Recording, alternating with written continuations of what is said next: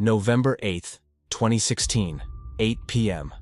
Indian Prime Minister Narendra Modi appeared on national television with an announcement that would shock 1.3 billion people. In 4 hours, he said, India's 500 and 1,000 rupee notes would cease to be legal tender, immediately, without warning. 86% of India's currency would become worthless paper overnight. Citizens had a choice: deposit the cash in banks before the deadline, or watch their savings disappear. The official reason was fighting corruption and tax evasion. The black market operated on cash. Eliminating high-denomination notes would expose hidden wealth, force everyone into the banking system, create transparency. Within hours, chaos erupted. Lines stretched for blocks outside every bank in the country. Farmers couldn't buy seeds. Workers couldn't get paid. Small businesses couldn't make change. The informal economy, which employed 90% of Indian workers, ground to a halt. 59 people died, some from standing in lines for days in extreme heat, others from being unable to access medical care because hospitals wouldn't accept the old currency. One man had a heart attack after discovering his life savings were trapped in cancelled bills.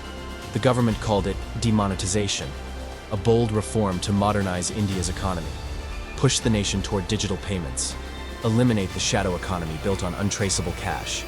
But documents leaked years later revealed something different. The policy wasn't primarily about corruption. It was a test, a massive social experiment to see if a government could eliminate physical money from an entire economy.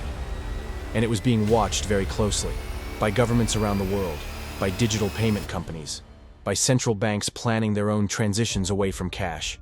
This is the story of how physical money is being systematically eliminated, how governments and corporations are building a world where every transaction is tracked, every purchase is recorded, every financial move you make is visible. This is the story of the hidden war on cash, and if they win, you might never use a dollar bill again. Cash has existed for over 3,000 years, from Chinese coins in 600 BC to the paper money invented during the Tang dynasty. Physical currency became the foundation of human commerce. Why? Because cash has unique properties. It's anonymous, peer-to-peer, doesn't require permission, can't be tracked, works when systems fail, and most importantly, it exists outside institutional control. You can hand someone cash, and no bank, government, or corporation knows about it. No record, no surveillance, no intermediary approving or denying the transaction. It's true financial freedom. But that freedom terrifies institutions, because what they can't see, they can't tax, can't regulate, can't control.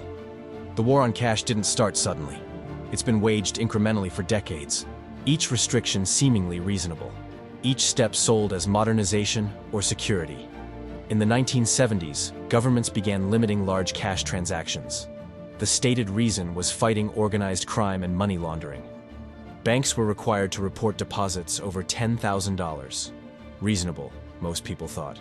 Only criminals moved that much cash. In the 1990s, Europe started phasing out high-denomination bills. The 500-euro note, nicknamed the Bin Laden because everyone knew it existed but rarely saw it, was discontinued in 2019. Too useful for criminals, officials claimed. After September 11th, cash restrictions intensified. The Patriot Act expanded financial surveillance. Banks had to verify customer identities, monitor suspicious patterns, report anything unusual, all to fight terrorism. Each restriction made sense individually, but collectively, they were building something: a financial surveillance infrastructure, a system where every transaction flows through monitored channels. Then came the technology: credit cards, debit cards, PayPal, Venmo, Apple Pay, Google Pay, Bitcoin. Each innovation made digital payments easier, more convenient, faster. Why carry cash when you can tap your phone? Why visit ATMs when everything's automatic? Why deal with coins and bills when digital is so simple? The convenience was real, but it came with a cost. Every digital payment creates data. Records who bought what, when, where.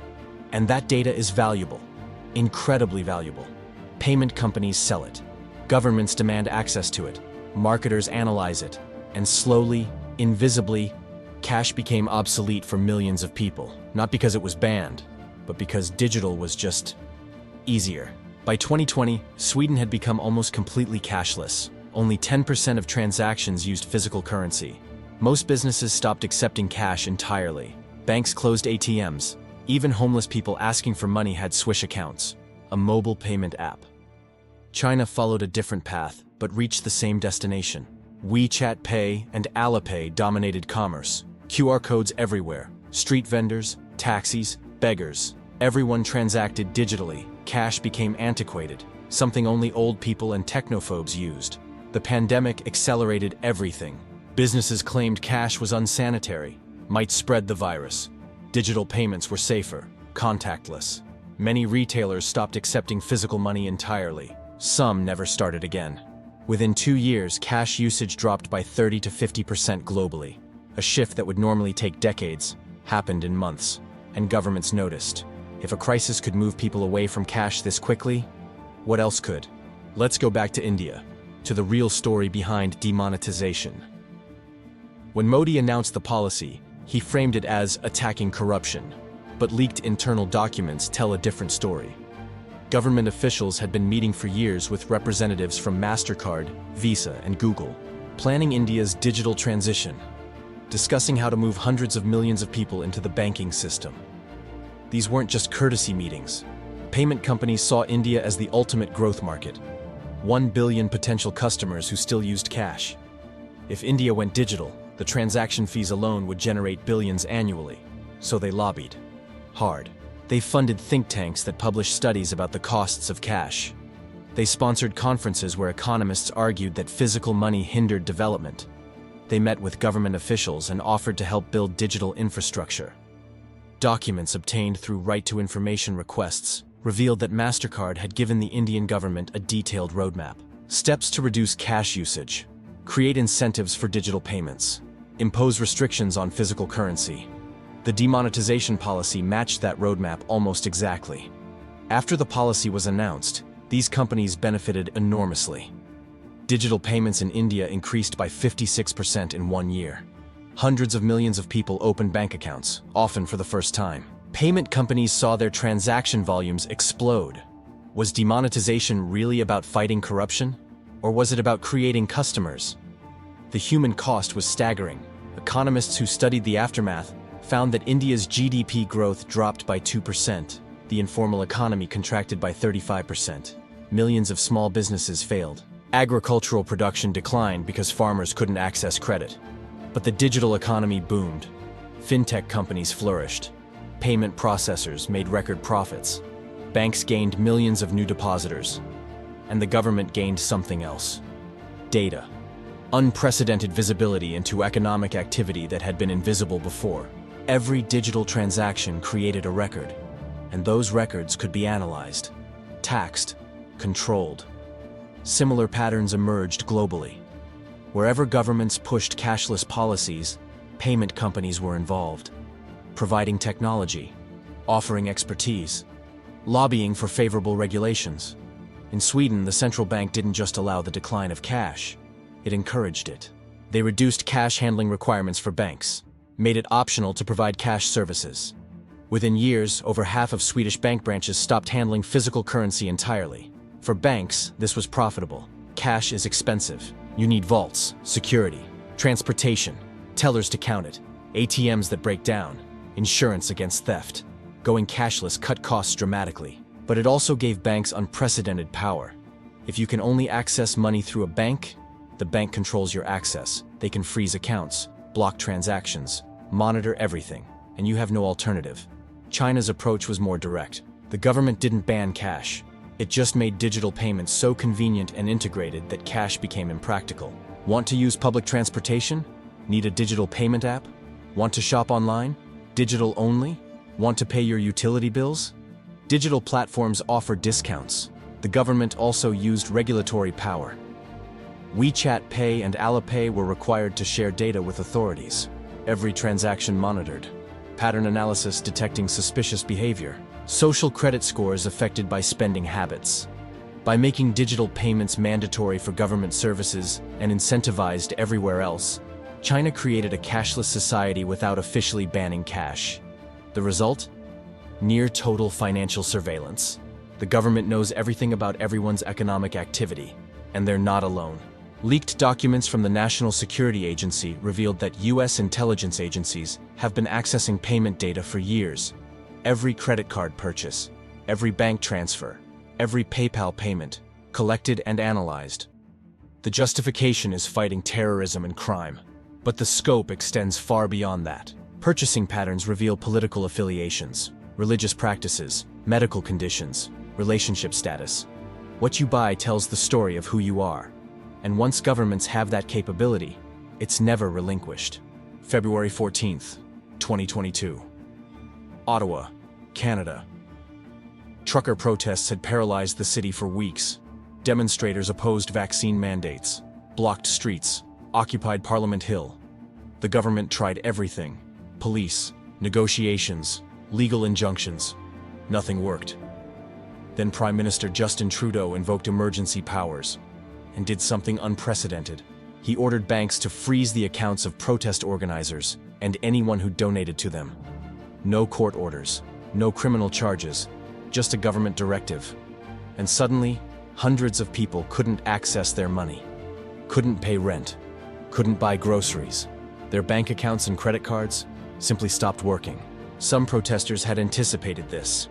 They'd withdrawn cash weeks earlier, prepared for exactly this scenario. And those people, they could still function, still buy food and fuel, still support each other. But many hadn't. They'd kept money in digital accounts, trusted the system. And when the government decided they were problematic, their financial lives were destroyed with a keystroke. The emergency powers were revoked after 9 days. Accounts were unfrozen. But the precedent was set. Governments could weaponize the financial system against citizens. And if you had no cash, you had no escape. This wasn't unique to Canada. During the Hong Kong protests in 2019 and 2020, Chinese authorities used similar tactics. Protesters who used digital payments to buy supplies found their accounts monitored. Some were frozen. Pattern analysis identified participants. Social credit scores plummeted. Cash had been the protesters' lifeline. Anonymous. Untraceable. That's why many deliberately avoided digital payments. They understood that financial surveillance was a weapon. In Greece, during the 2015 debt crisis, the government imposed capital controls. Bank withdrawals limited to €60 per day. Digital payments restricted. The economy ground to a halt. People who'd kept cash could survive. Those who'd gone fully digital were trapped. These events revealed something crucial. In a cashless society, your money isn't really yours. It's a number in a database that can be changed, frozen, deleted. You don't possess it. You have permission to access it, and that permission can be revoked. Think about what that means. If governments and corporations control all payment systems, they control what you can buy, where you can spend, who you can transact with. Don't like your political views? Account frozen. Supported the wrong cause?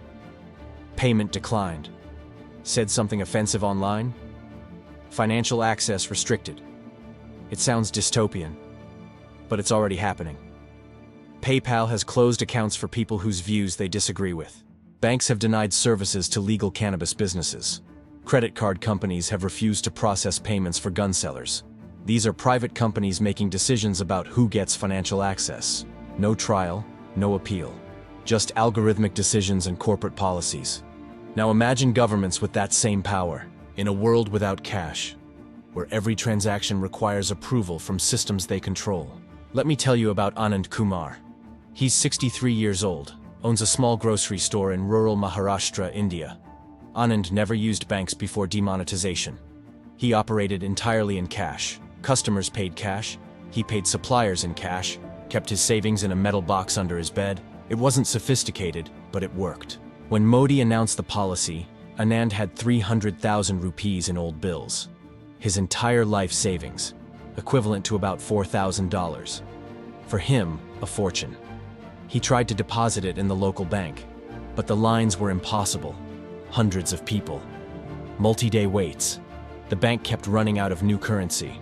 They'd accept deposits but couldn't provide withdrawals. After a week, Anand's grocery store ran out of inventory. He couldn't pay his suppliers because they wouldn't accept the old notes. He couldn't withdraw new currency to buy goods. His business just stopped. He tried opening a bank account to go digital like the government wanted, but the requirements were overwhelming. Multiple forms of identification, proof of address, tax documents. For someone who'd operated informally for 40 years, he didn't have these things. Eventually, he found someone who'd exchange his old notes for new ones, but at a 30% loss. 300,000 became 210,000. 90,000 rupees, a year's profit, gone. With the remaining money, he tried to adapt. Got a smartphone, installed payment apps. But learning the technology at 63 was hard, and his customers, mostly elderly villagers, still preferred cash. They didn't have smartphones, didn't trust digital systems. His business never recovered. Revenue dropped by 60%. He had to let go of his only employee, his nephew. The grocery store that had supported his family for 2 generations was failing. But here's what really hurt Anand. The corruption demonetization was supposed to fight? It didn't work. Wealthy people with black money found ways to convert it. They hired people to stand in bank lines, broke large amounts into smaller deposits, used gold and real estate to hide wealth. The rich adapted, the poor suffered, and people like Anand, honest, hard-working, following the rules, paid the price for a policy that achieved none of its stated goals.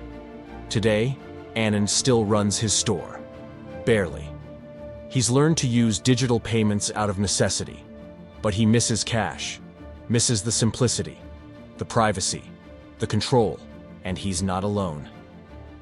Across India, millions of small business owners faced the same struggle. Many didn't survive. The informal economy that employed hundreds of millions was decimated. All in the name of modernization. All to push people into a financial system many didn't want or need. But here's the revelation that financial privacy advocates discovered. Here's what makes the war on cash even more disturbing. It's not really about fighting crime. That's the justification. The real reasons are different, more fundamental. Reason 1. Negative interest rates. Central banks have a problem. When economies slow down, they cut interest rates to stimulate borrowing and spending. But there's a limit. You can't cut rates below 0. If people can withdraw cash and store it. Think about it. If a bank charges you negative interest, meaning your savings shrink over time, you just withdraw everything as cash. Problem solved. But if cash doesn't exist, if all money is digital, then central banks can impose negative rates, force you to spend or invest rather than save. Because there's no escape. Denmark, Sweden, and Switzerland have already experimented with negative rates. They work better in cashless societies. Coincidence? Reason 2. Total taxation. Cash transactions are invisible to tax authorities. Digital transactions aren't. In a fully cashless economy, governments can see every income source, every purchase, every financial move. Tax evasion becomes nearly impossible, which sounds good, until you consider that governments might tax things you don't want taxed, or at rates you can't afford. And there's no informal economy to fall back on. No cash jobs, no under-the-table work, everything visible, everything taxable. Reason 3. Financial surveillance as social control. China's social credit system proves how powerful this can be. Your spending habits affect your social score. Buy too much alcohol? Score drops.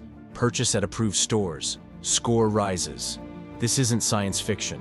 It's operating right now in China. And the technology is being exported. Fintech companies are selling similar systems to governments worldwide. Imagine a world where your bank account is automatically fined for carbon-heavy purchases, where buying certain political books triggers investigations, where donating to controversial causes affects your credit score. All technically possible, all easier without cash. Reason 4. Corporate profit. This might be the simplest reason. Payment companies make money on every digital transaction. Visa, Mastercard, PayPal. They all collect fees, usually small percentages, but across billions of transactions, trillions in revenue. Cash transactions generate 0 fees. They're peer-to-peer, direct. The payment industry makes nothing, so they fund research showing cash is expensive, lobby for cashless policies, partner with governments on digital transitions, frame it as innovation, progress, the future, and it is profitable for them. not necessarily for consumers who pay the fees, or small businesses whose margins get squeezed, or poor people who can't afford banking services. Documents leaked from payment industry conferences reveal the strategy explicitly. Create dependency. Make cash inconvenient. Partner with governments. Frame opposition as backward. It's not a conspiracy. It's just business. Very profitable business. So what happens when cash disappears completely? What does a fully cashless society look like? On the surface, convenient. You never fumble for change, never worry about theft, never need ATMs. Everything's instant, frictionless, efficient. But beneath the surface, different. Every purchase is a data point.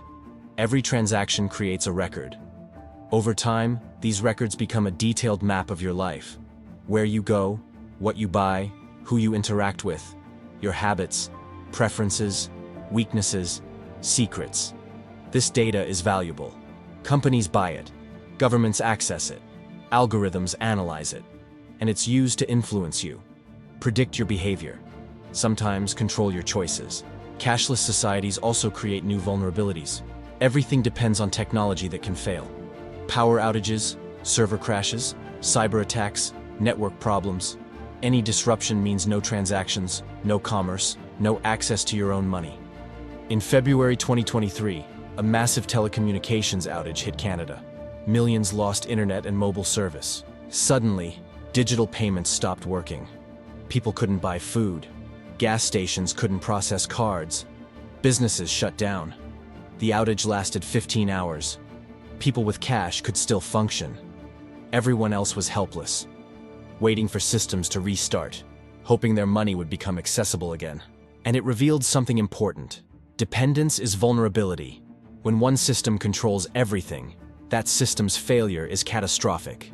There's also the question of inclusion. Cashless societies exclude people who can't access digital systems. The elderly, the poor, people without smartphones or bank accounts, undocumented immigrants, those with bad credit. In Sweden, this became a crisis. So many businesses stopped accepting cash that Parliament had to pass a law requiring certain establishments to provide cash services, because people were being systematically excluded from the economy. Digital-only systems assume everyone has technology, bank accounts, credit scores, internet access. But millions don't, and telling them to adapt or be left behind isn't a solution.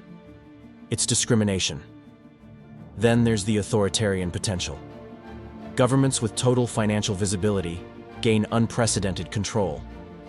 They can see dissent before it organizes, track activists, identify networks, freeze funding for movements they oppose. Cash was the last space of financial anonymity, where you could support causes without surveillance, donate without records, transact without approval. That space is disappearing, and once it's gone, it's extremely difficult to get back. You can't uninvent technology, can't unlearn surveillance capabilities, can't convince governments to give up power voluntarily. Several countries have tried to reverse course. Norway and Sweden have both implemented policies requiring banks to provide cash services.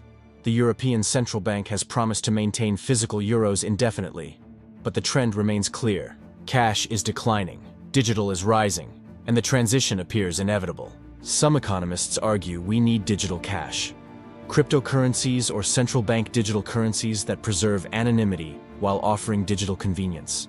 Technology that combines the benefits of both systems.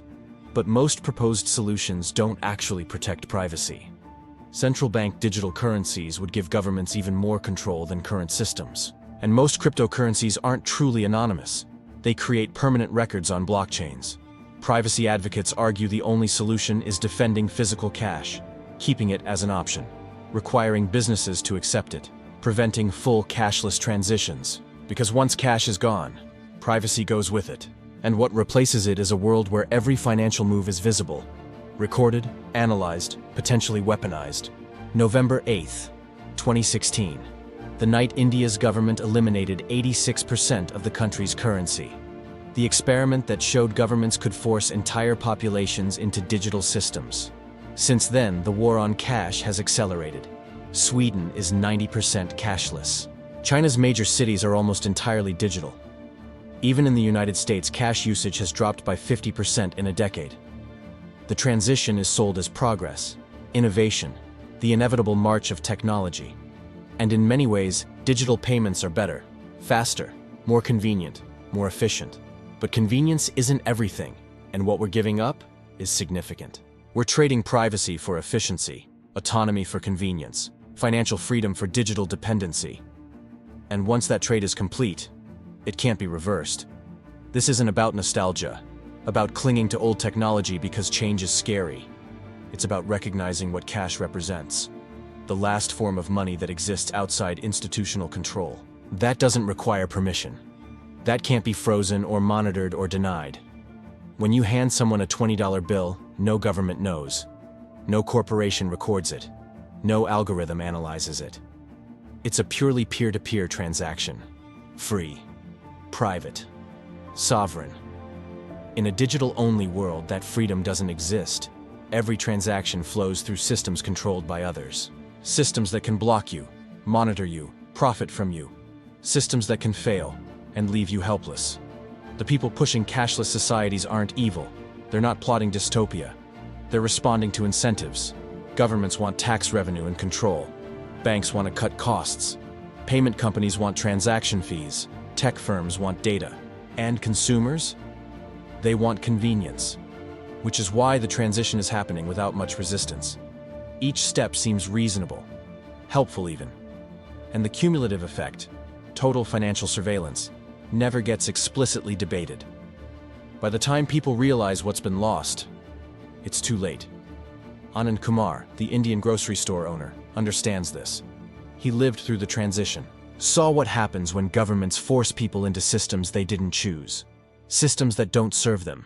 His store still operates, barely. He uses digital payments because he has to, but he keeps some cash hidden, just in case. Because he learned that when systems fail or turn against you, cash is freedom. And that lesson is important.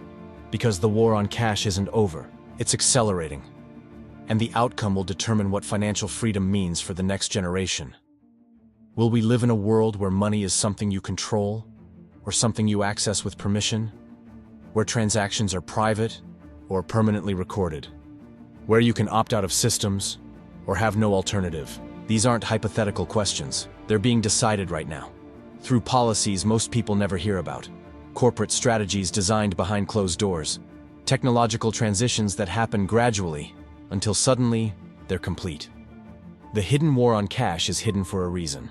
Because if people understood what's really being lost, they might resist, might demand alternatives, might insist that physical money remain an option. But resistance requires awareness. Understanding that this isn't just about upgrading payment methods.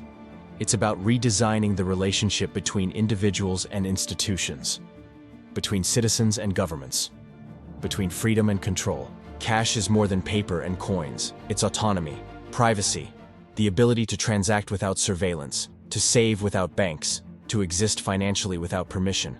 And it's disappearing. Not because it's obsolete, not because digital is objectively superior, but because powerful institutions benefit from its elimination. The question is whether we'll let it happen, whether we'll accept a world where every financial move is visible, recorded, controlled, or whether we'll fight to keep alternatives alive. The war on cash is happening in plain sight, disguised as progress, sold as convenience, but it's a war nonetheless, with real consequences, real winners, real losers, and right now, cash is losing. The question is what we'll do about it, before it's too late, before the last ATM closes, before the last bill is withdrawn, before cash becomes a memory, and financial freedom becomes impossible.